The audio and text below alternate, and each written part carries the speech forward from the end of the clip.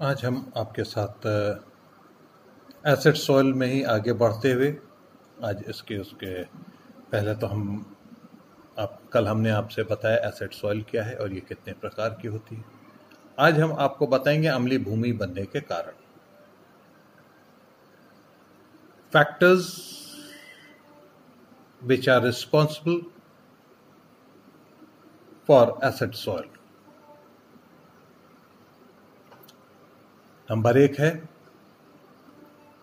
Humid climate या excess of rain, और इसके तहत हम ये देखते हैं कि जहां कहीं भी अधिक वर्षा वाले क्षेत्र में भारी वर्षा के कारण कोलॉइडल कॉम्प्लेक्स की सतह पर से कैल्शियम, मैग्नीशियम और पोटेशियम आदि बेसेस जो हैं वो पानी के साथ बहकर निचली सतहों में चले जाते हैं, और इस प्रकार कोलॉइडी सम्मिश्रण या फिर कोलॉइडल कॉम्प्लेक्स पर से बेसेस की मात्रा कम हो जाती है और भूमि अम्लीय हो जाती है। और जहां कहीं पे वर्षा के साथ कार्बन डाइऑक्साइड से युक्त वर्षा होती है, उनका विशेष तौर पर मृदा के कैल्शियम को घोलने और उसके लीच डाउन होने में प्रभावशाली होता है। यानी कि जहां कहीं पर भी ह्यूमिड क्लाइमेट है और ज्यादा वर्षा है, वहां पर बेसिस जो है जो कि कोलॉइडल कॉम्प्लेक्स के ऊपर जमा होते हैं, वो उस एक्सेस ऑफ वाटर के साथ घुल करके खेत से बह जाते हैं और जमीन में से बह जाते हैं और भूमि अम्लीय हो जाती है। दूसरा, अगर हम बात करें अम्लीय चट्टानों का निर्माण, फॉर्मेशन ऑफ एसिडिक रॉक्स। अम्लीय चट्टानों से निर्मित भूमि अम्लीय होती है। जैसे ग्रेनाइट अम्लीय चट्टानों में सिलिका तथा क्वार्ट्ज मिनरल्स की मात्रा अधिक होती है। सिलिका पानी के संयोग में आकर सिलिसिक एसिड को बनाता है, जिससे भूमि अम्लीय हो जाती है। जैसा कि अभी हमने आपको बताया कि ग्रेनाइट एक एसिडिक रॉक है और इसमें सिलिका और क्वार्ट्ज मिनरल्स पाए जाते हैं, जिसमें कि सिलिका जो है वो पानी के कांटेक्ट में आकर सिलिसिक एसिड को बनाती है और भूमि को अम्लीय कर देती है। उसी के साथ साथ अम्लीय उर्वरकों का तीसरा नंबर पर, अम्लीय उर्वरकों का अधिक से अधिक समय तक प्रयोग, use of acidic fertiliser for a long time. जब किसी खेत में लगातार अमोनियम सल्फेट यानी कि NH4 twice SO4, ammonium sulphate या अमोनियम क्लोराइड का प्रयोग हम करते हैं, ज्यादा देर तक प्रयोग किए जाते हैं, तो मिट्टी में एसिडिटी डेवलप हो जाती है।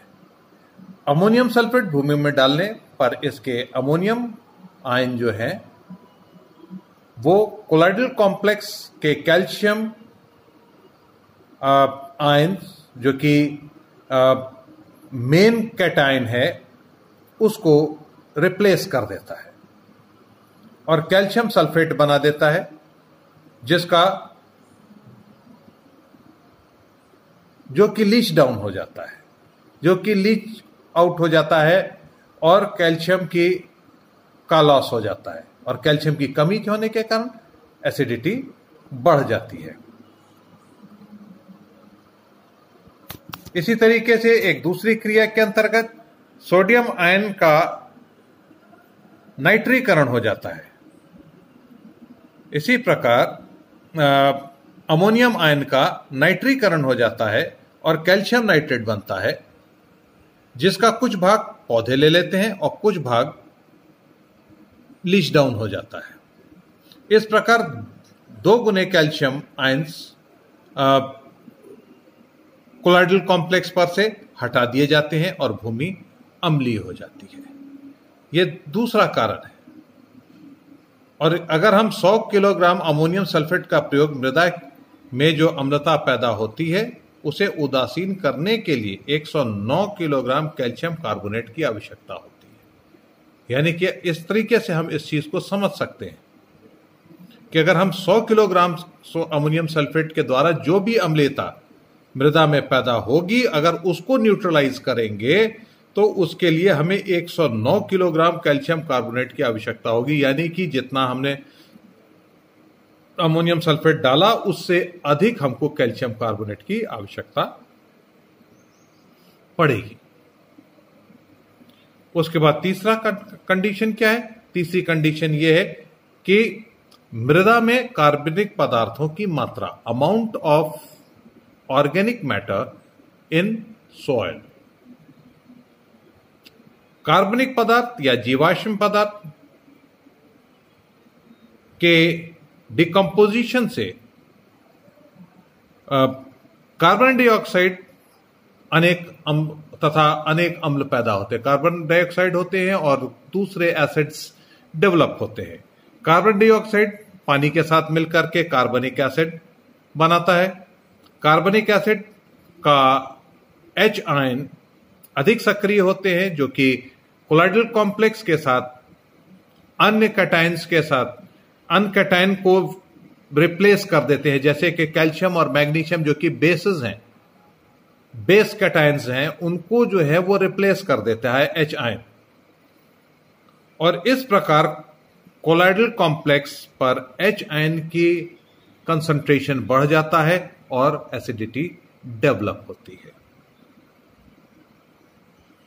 यानी कि अब जैसे कि अब एक दफा फिर से हम इसको थोड़ा सा और क्लियर कर देते हैं आपको, तीसरे नंबर को, जैसे कि अम्लीय उर्वरकों का, कि जैसे कि अमोनियम सल्फेट और अमोनियम क्लोराइड, ये दो ऐसे एसिडिक फर्टिलाइजर हैं कि अगर हम इनका कंटिन्यूअसली हम खेत के अंदर अप्लाई करते हैं, इनको एक लंबे समय तक इनको अप्लाई करते हैं, तो ये कोलाइडल कॉम्प्लेक्स के ऊपर बेसिस जो होते हैं, जो कि आपका कैल्शियम, मैग्नीशियम और पोटेशियम बेसिस हैं, इनको रिप्लेस कर देते हैं। और जितने भी जब रिप्लेस कर देते हैं तो कैल्शियम सल्फेट बना देता है ये।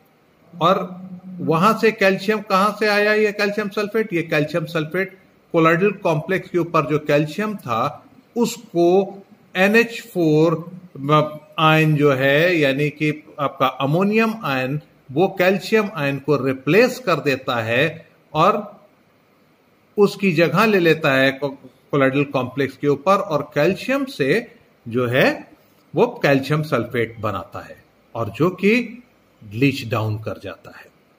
ये एक मेन रीजन है कि जो कंटिन्यूअसली हम इसका एप्लीकेशन करते हैं अमोनियम के, अमोनिकल ग्रुप के हम फर्टिलाइजर्स को, अमोनियम आयन कैल्शियम आयन को रिप्लेस करता जाता है।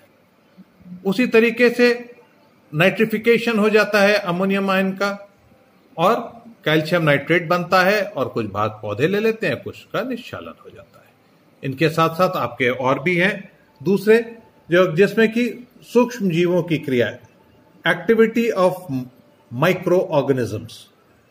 सूक्ष्म जीव कार्बनिक पदार्थों का डिकम्पोज करते हैं, जिससे सॉइल में एसिड्स बनते हैं जो सॉइल की अम्लता को बढ़ाते हैं।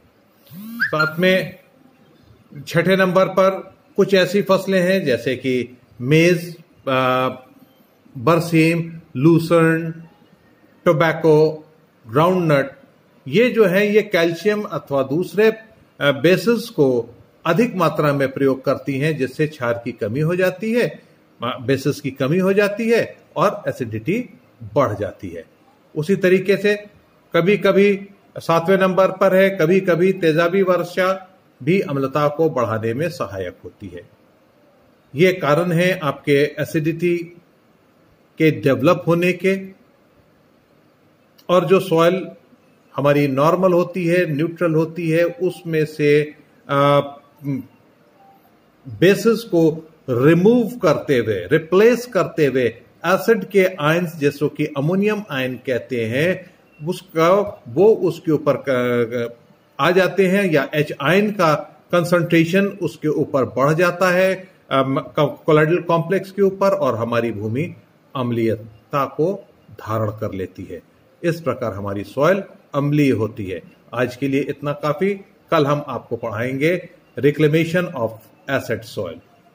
इसके कुछ एक रिएक्शन है, हम हेडिंग के साथ जिसके साथ जो भी रिएक्शन है उन रिएक्शन को मैं आपको लिख करके मैं आपके उसके ऊपर डाल दूंगा। आप लोग उसको देख करके अपने इसके साथ अटैच कर लीजिएगा।